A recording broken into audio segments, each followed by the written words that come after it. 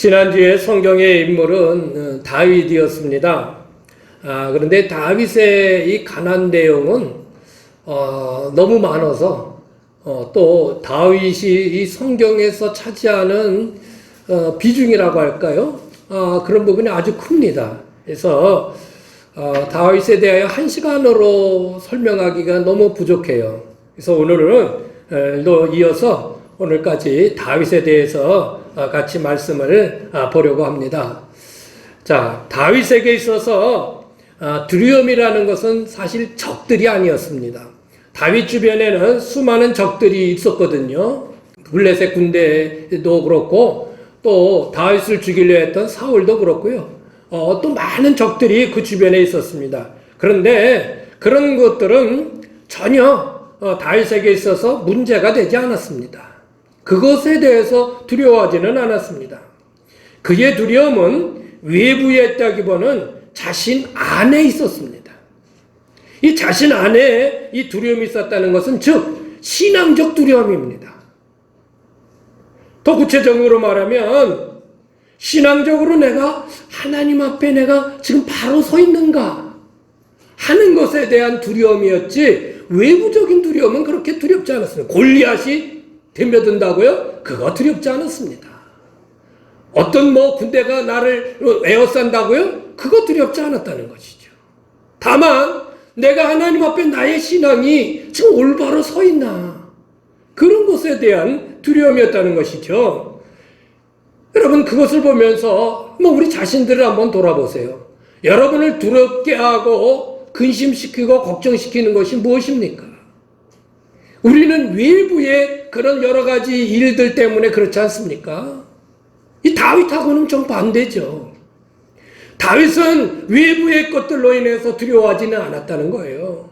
근데 우리는 어떻습니까? 우리의 신앙적인 내면보다는 외부의 어떤 일들 때문에 두려워하고 떨고 주저하고 근심하고 걱정하는 것들이 있지 않습니까? 오늘 본문 말씀은요, 시편 말씀입니다. 물론 이제 다윗에 대해서 기록해 놓은 것은 열왕기에 나와 있지만은 오늘 시편 말씀을 제가 여러분에게 오늘 본문 말씀으로 소개해 드렸습니다. 이 시편은요, 다윗이 범죄한 이후에 나단 선지자의 책망을 받고 그가 하나님 앞에 철저하게 회개하면서 쓴 시가 오늘 본문의 이 시편인 것입니다. 이 시에 보면요, 다윗이 무엇을 두려워하고 있는가를 아주 분명히 우리들에게 보여주고 있습니다. 그래서 오늘은 다윗의 두 번째 시간, 다윗이 두려워하는 것이 과연 무엇인가? 정말 우리가 내 안에 두려워해야 될 것들이 과연 무엇인가? 오늘 말씀을 통해서 다시 한번 여러분이 깨닫는 시간 되시기를 바랍니다. 자, 그것의 첫 번째는 무엇일까요? 첫 번째는요, 읽어볼까요? 시작! 죄악으로 인한 하나님과의 관계 단절을 두려워했다는 것입니다. 자신의 죄악으로 하나님과 관계가 단절될까봐 그것을 두려워했다는 거예요. 다윗이 이제 왕이 됐습니다. 다윗은 다윗 성에서 그 왕궁에서 어느 정도 그렇게 안정을 취하고 있었는데요. 어느 날 오후에 해가 뉘어 지는 그런 시간에 이렇게 궁궐을 걸으면서 저 밖에 동네를 봤습니다.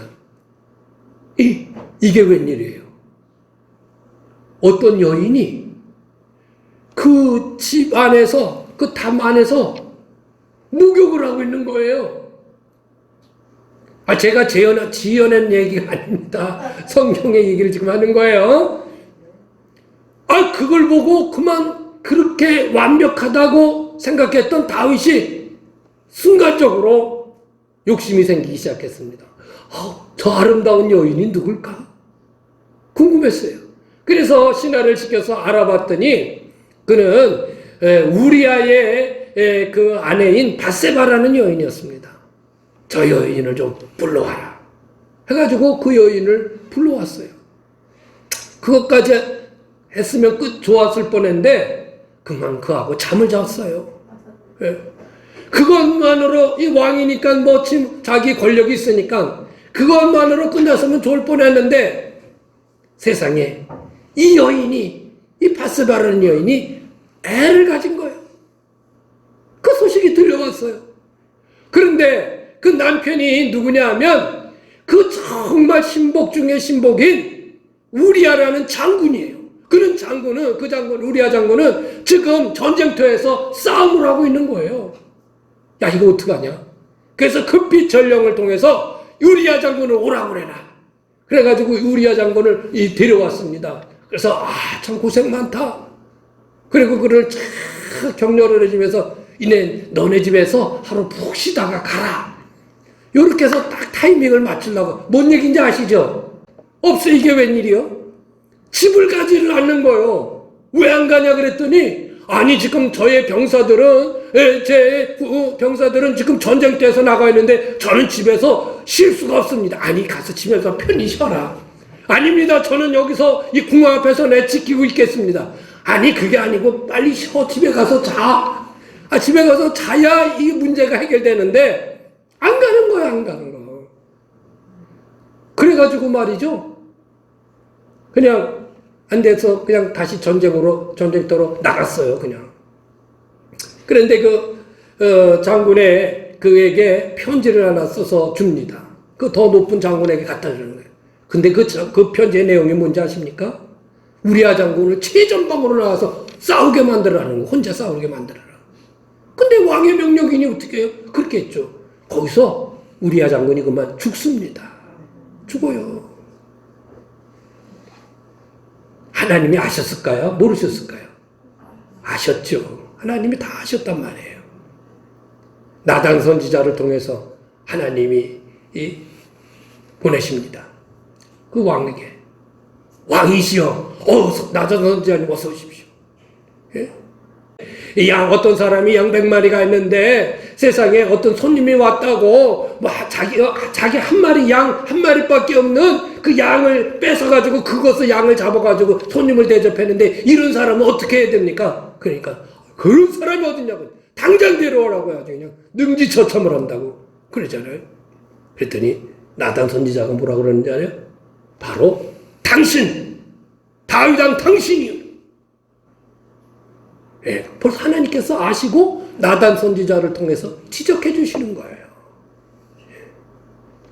그리고 나서 하나님 앞에 자기가 얼마나 죄를 크게 졌는지 하나님 앞에 눈물을 흘리면서 음식을 전폐하고 그냥 그 자기 방에서 침대에서 엎드려서 울고 하나님 앞에 회개하며 그리고 쓴 시가 바로 오늘 본문 읽어드린 이 시란 말이죠. 자, 오늘 본문의 말씀 먼저 몇 절 한번 같이 보실까요? 자, 7절에 보니까요. 같이 읽습니다. 우슬초로 나를 정결케 하소서. 내가 청아리이다. 나의 죄를 씻어주소서. 내가 눈보다 희리이다. 여러분, 이 우슬초라는 거는요, 식물인데 그 우슬초를 꺾어다가 피를 이렇게 찍어서 뭐 부정한 것에 이렇게 피를 뿌립니다. 그래서 그거를 정결케 하는 의식에 쓰는 것이 우슬초라는 겁니다. 그걸로 나를 정결케 해달라는 거예요. 내가 지금 죄가 너무 크니 나의 죄를 정결케 해달라는 것이죠. 또 계속 보세요. 11절에 나를 시작. 나를 주 앞에서 쫓아내지 마시며. 예? 나를 주 앞에서 쫓아내지 마시며. 네. 이 말은 뭐예요? 나를 멀리하지 마세요. 하나님, 내가 죄로 인해서 하나님과 멀어지기 싫습니다 하면서 그렇게 철저하게 하나님 앞에 이렇게 회개를 하는 것입니다.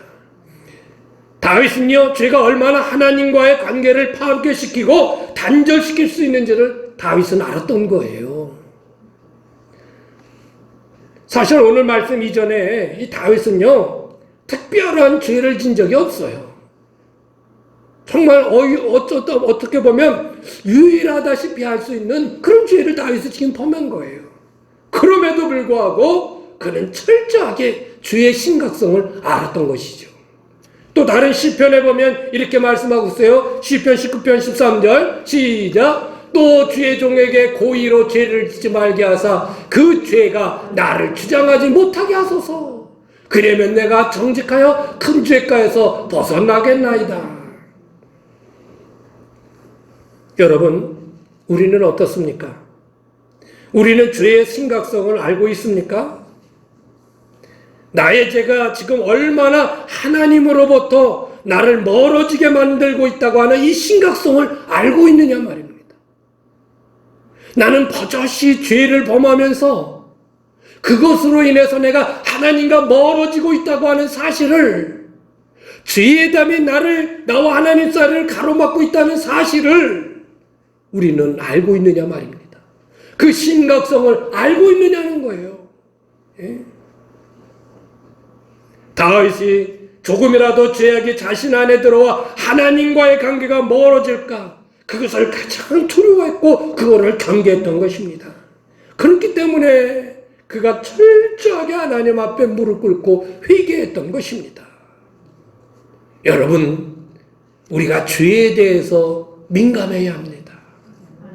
하나님의 말씀 안에 살아가지 못하는 내 죄성에 대해서, 내 죄에 대해서 민감해야 됩니다. 우둔해서는 안 됩니다. 하나 쌓이고 둘 쌓이고 점점점 쌓이다 보면 언제 그런지 그것이 태산처럼 커져서 하나님과 내가 언제 이렇게 멀어졌던가, 그렇게 되는 것이죠. 다윗의 모습을 보면서 우리도 내 자신의 죄가 절대 내 안에 들어오지 못하도록 경계하고 그 죄를 이겨나갈 수 있는 우리 모두가 되시기를 주의 이름으로 부탁을 드립니다. 자, 두 번째는 무엇일까요? 두 번째 다윗이 두려워했던 것은, 시작, 성령을 거두시는 것에 대한 두려움이 있었다는 것입니다. 성령을 거둔다. 오늘 11절의 말씀에 이렇게 말씀하고 있어요. 시작, 나를 주 앞에서 쫓아내지 마시며 주의 성령을 내게서 거두지 마소서. 주의 성령을 내게서 걷어가지 말아주세요. 구약은요, 하나님의 신, 즉 성령이 하나님의 택하신 특별한 사람들에게 임했습니다. 그 대표적인 것이 이 사사기에 나오는 사사들입니다.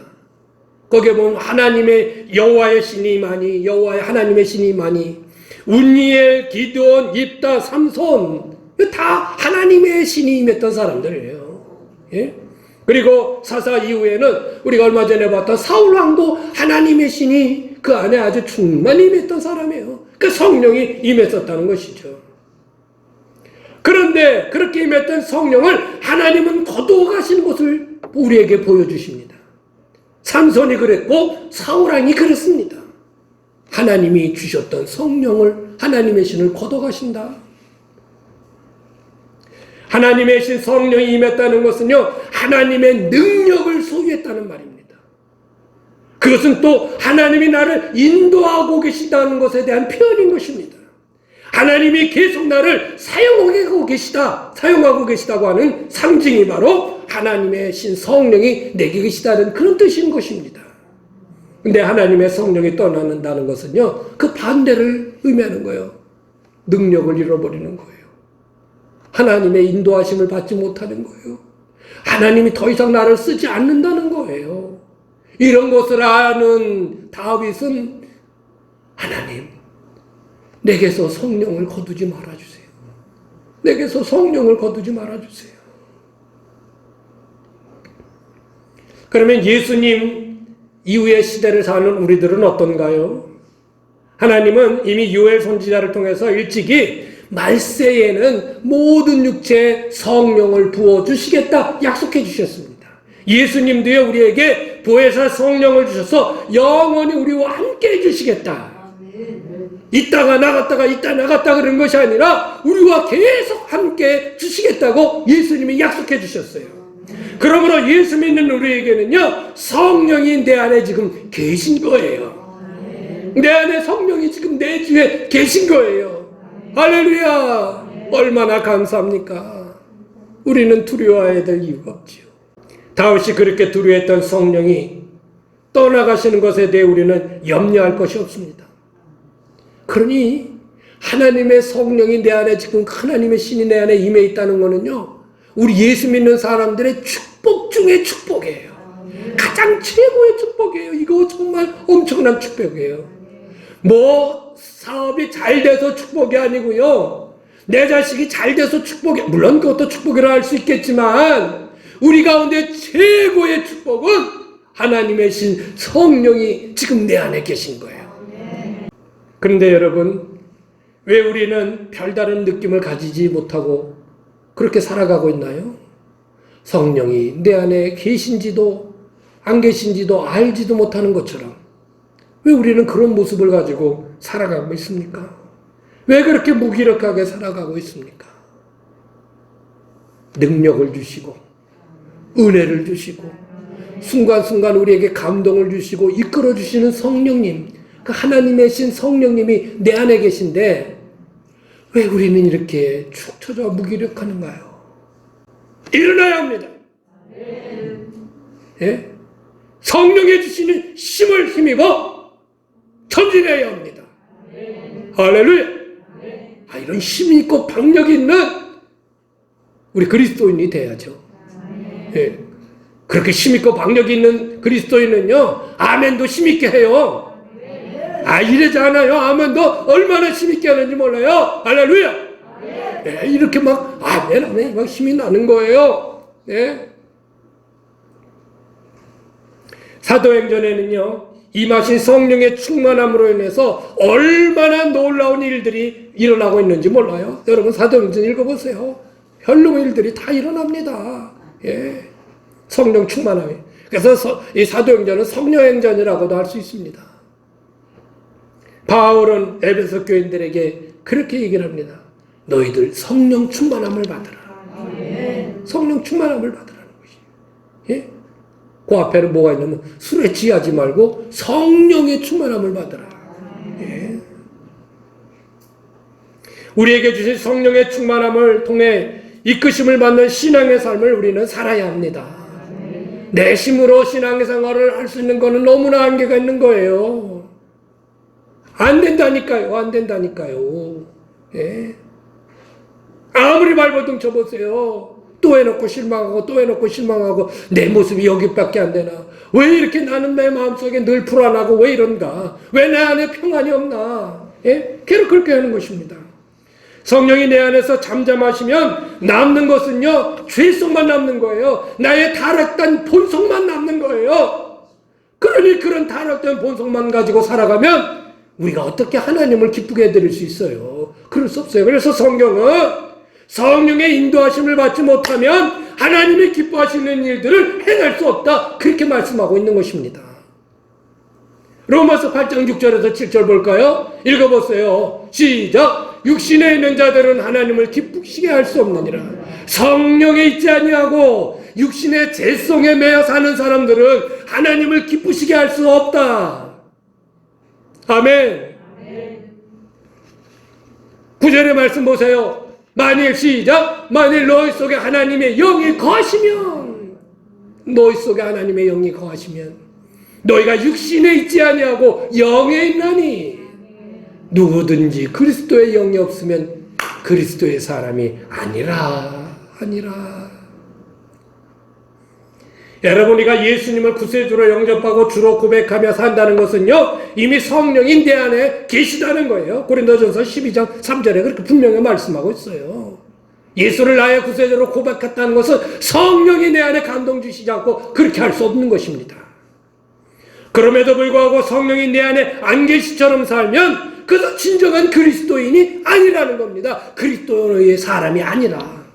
성령이 내 안에 계신데도 불구하고 계신지 안 계신지, 그분이 어떻게 나를 인도하시는지 이끄시는지 알지도 모르고 살아가면 그건 진정한 그리스도의 사람이 아니다. 다윗이 그렇게 자신에게서 떠나갈까 두려워했던 성령이 우리 안에는 항상 내주에 계신데, 이것이 얼마나 축복인데 왜 우리는 그 성령님과 함께 기쁨을 누리며 살아가지 못하나요?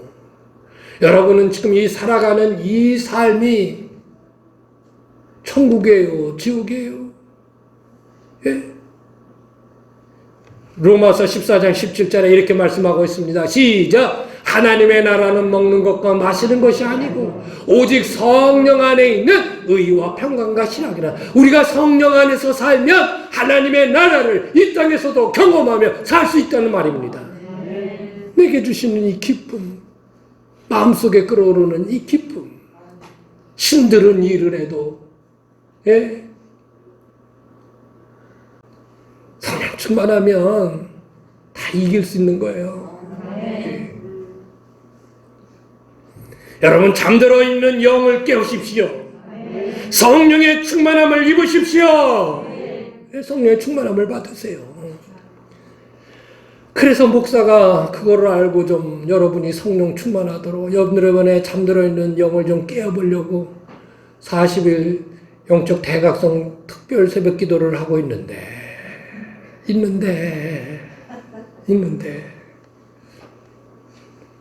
사랑하는 여러분, 순간순간 성령님의 인도하심을 사모하며 간구하며 그렇게 살아가십시오. 그래서 성령이 주시는 수많은 은혜와 역사들을 풍성히 누리며 살아가세요. 할렐루야. 자, 마지막 세 번째는 뭘까요? 시작. 하나님의 뜻을 거스르는 것에 대한 두려움이 있었다는 것이에요. 하나님의 뜻을 내가 거스르지 않을까? 이것에 대한 두려움이 다윗의 마음에 있었다는 거예요. 여러분, 다윗은요, 그 다윗을 죽이려고 쫓아다니는 사울에 대해서요, 얼마든지 사울을 죽일 수 있는 기회가 여러 번 있었습니다. 그 대표적인 게 엔게디 동굴의 사건인데요. 그건 뭐냐면요, 이제 다윗과 그와 함께하는 이들이 너무 힘들으니까 동굴에서 좀 쉬다 가자. 그래서 동굴 깊숙이 들어가서 이렇게 쉬고 있었어요. 시원하니까. 그런데 그를 뒤쫓던 사울 왕이 동굴로 어그적 들어오더니 이제 바지를 내리고 뭘 하는 거예요. 그러니까는 그거를 본 이 다윗의 부하들이 다윗이요, 이때입니다. 끝냅시다. 죽입시다. 뭐 힘들지도 않습니다. 그냥 뒤에 몰라가서 그냥 푹 칼로 한 방에 끝납니다. 그렇게 다윗에게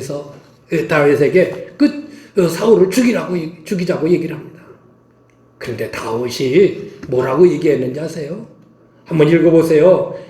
사무엘상 24장 6절에 시작. 자기 사람들에게 이르되 내가 손을 들어 여호와의 기름 부음을 받은 내 주를 치는 것은 여호와의 금하신 것이니 아니다. 하나님께서 기름 부어주셔서 세우신 왕을 내가 어떻게 나를 죽이러 쫓아다닌다고 해도 너희들이 원수라고 말하지만 그러나 나는 그를 죽일 수 없다. 여러분, 그렇게 정말 원수처럼 나를 죽이려고 계속 쫓아다니는데 웬만하면 여기서 끝내자 그러지 않겠어요? 근데 다윗은 그러지 않았다는 거예요. 사울왕이 전쟁에 나갔다가 이제 대패를 해서 그의 아들도 죽고 자신도 이제 막 피를 흘리는 그런 지경에 있었습니다. 그래서 사울왕이 자살을 했어요. 그런데 그걸 본 아말렉 사람이 그 사울의 이 자살한 그 모습을 보고 그의 그 유품을 챙겨가지고 다윗에게서 뛰어왔습니다. 그러니까 다윗에게 보고를 하는 거예요. 내가 사울 왕이 이렇게 피 흘리고 있는 거를 내가 덜 죽은 거를 내가 죽였습니다. 왜? 다윗이 그러면 잘했다 하고 박수 쳐줄까 봐. 잘 보이려고. 한 자리 해먹으려고 그러나? 그리고 다윗한테 그런 얘기를 하는 거예요. 그랬더니요, 다윗이 노발대발하는 거예요. 너가 감히 손을 들어서 여호와의 기름 부은 자를 죽여? 그럼 감히 그런 일을 해? 여봐라! 이놈을 당장 가서 처단하라! 그리고 그렇게 사울 왕을 죽였다고 자랑하면서 다윗에게 보고한 그 사람을, 다윗은 오히려 그 사람을 죽입니다. 사울이 왕이 된 것은요, 하나님이 하신 일입니다. 하나님이 하신 것을 내가 함부로 할 수 없다는 것에 대하여 다윗은 철저하게 인식하고 있었던 것입니다. 그것은 하나님의 절대 주권에 대한 도전이라고 생각했던 것입니다. 뿐만 아니라 왕이 된 후 그의 아들 압살롬이 반역을 했어요. 그래가지고요, 세상에 아들이 그 아버지를 죽이겠다고 쫓아다니는 거예요. 그러니까 다윗이 싸우지를 않고 피하자. 내가 옛날 사울왕한테도 피했는데 뭐 피하자. 그리고요, 짐을 싸들고요, 다윗이 여러 사람과 함께 이제 다른 데로 피신하는 거예요. 그런데 사울왕의 친족 중에 한 시므이라는 사람이 있어요. 시므이라는 사람이 지금 언덕배기에서 그 다윗을 보고요, 세상에 돌을 집어던지면서요, 막 다윗이 욕하는 거예요. 요거 봐라, 꼴 좋다, 꼴 좋다, 잘 됐다 하면서 막 저주를 하고 다윗을 욕하고 막 그러는 겁니다. 그래서 다윗의 부하가, 다윗 왕이요, 저거 그냥 내버려 둡니까? 제가 당장 가서 죽이고 오겠습니다. 뭐라고 그랬을까요? 다윗이, 아니야, 내버려둬. 하나님이 저를 통해서 나를 저주하시는 것일 수 있어. 내버려둬. 하나님이 하신 거야. 혹시 하나님이 저 사람의 저주 소리를 듣고 나를 선하게 여기시면 또 내게 갚아주실 거야. 함부로 행하지 않는 거예요. 함부로 행하지 않아요. 나중에 다윗을 저주했던 이 시므이는요, 솔로몬 시대 때 솔로몬의 말을 어겨서 그 경계를 넘어가가지고 이 솔로몬의 말을 어겨서 거기서 죽임을 당합니다. 결국 하나님이 하시는 것이죠. 어떻든 다윗은요, 하나님이 작정하시고 하는 일에 자신이 그것을 혹시나 막는 일이 없기를 철저하게 조심하고 또 조심했습니다. 이것은 하나님의 뜻을 거스를 수 없다는 다윗의 철저한 하나님을 경외하는 그 경외함에서 나온 것입니다. 이 하나님을 경외한다는 것은요, 하나님을 두려워한다라는 뜻인 것입니다. 예? 그 거룩하신 하나님 앞에 내가 함부로 하지 않는다 하는 게 하나님을 경외한다는 거예요. 예. 경외함의 출발은 내 말과 행동의 조심으로부터 출발하는 것입니다.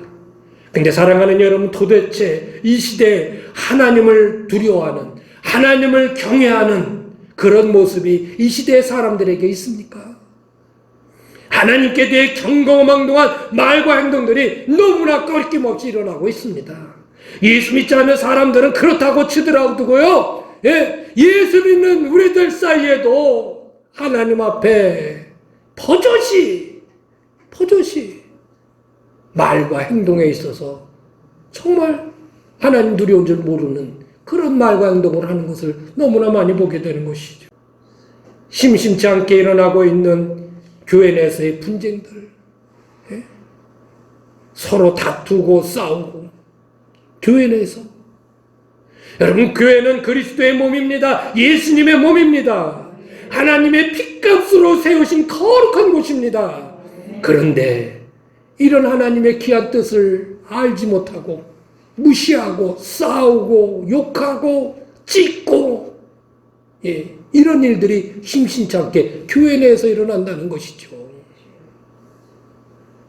세상에 어떤 목사는 하나님 꼼짝마, 하나님 까불면 나한테 죽어, 아이고, 이런 말을 매스컴에 대고 해요. TV에 대고 나와요. 다윗에게 있어서 이런 말은요, 상상도 못할 일이죠. 상상도 못할 일이에요. 하나님이 살아계신데, 하나님 무섭지 않나? 하나님 두렵지 않나? 어찌 그렇게 함부로 말하지? 우리의 삶 속에서는 이 하나님 명하신 명령들에 대해 너무 쉽게 생각하고 너무 쉽게 어기는 것들이 많아요. 하나님이 하시고자 하는 일에 역행하는 행위들이 얼마나 많은지 모릅니다. 하나님 무서운 줄 몰라서 일어나는 일들이에요. 하나님이 정해놓은 것을 어기면서 두렵지 않습니까? 두렵잖아요. 우리가 어떻게 하나님을 경외하면서 함부로 교회 안에서 주님 앞에 함부로 내가 말을 내뱉을 수 있습니까? 그럴 수 없는 것이죠. 여러분, 다윗은 하나님을 경외함으로 조금도 자신의 행위가 하나님의 뜻을 거스르는 일이 없기를 원했습니다. 오늘 다윗을 통해 우리에게 꼭 배워야 할 교훈입니다. 하나님을 두려워한 다윗. 그래서 조금이라도 자신의 행동이나 말이나 그 무엇이 하나님의 뜻을 어기는 일이 없기를 그렇게 자기 자신을 돌아보고 그것을 두려워했던 다윗. 말씀을 마칩니다. 오늘 다윗의 삶을 통해 다윗이 두려워했던 것들이 무엇인지를 우리 살펴보았습니다. 첫 번째는 자신의 죄로 인해 하나님과의 관계가 멀어질까봐, 하나님과의 관계가 단절될까봐 그것이 두려웠던 거예요. 그래서 자기의 죄에 대해서 철저하게 회개한 것이죠. 철저하게 회개했어요. 두 번째는 뭘까요? 하나님이 주신 성령이 내게서 떠나 그 성령의 인도하심을 받지 못할까봐 그것을 두려워했죠. 여러분, 우리에게 계신 성령님은 안 떠나십니다. 우리 안에 계십니다. 그럼에도 불구하고 왜 성령님이 계신지 안 계신지도 모르는 것처럼 우리가 살아가고 있냐 말입니다. 세 번째는 하나님이 경외함에서 떠나 하나님의 뜻을 거스를까봐 그것을 두려워했던 것입니다. 조심하십시다. 우리의 삶을 조심해야 합니다. 오늘 다윗이 두려워했던 것이 무엇인지 다시 한번 여러분 마음속에 꼭 새겨서 우리의 이 삶 속에서, 우리의 살아가는 이 신앙의 삶 속에서 꼭 이 말씀을 준행하며 조심하며 정말 두려워하며 살아갈 수 있는 저와 여러분 모두가 되시기를 주의 이름으로 부탁을 드립니다.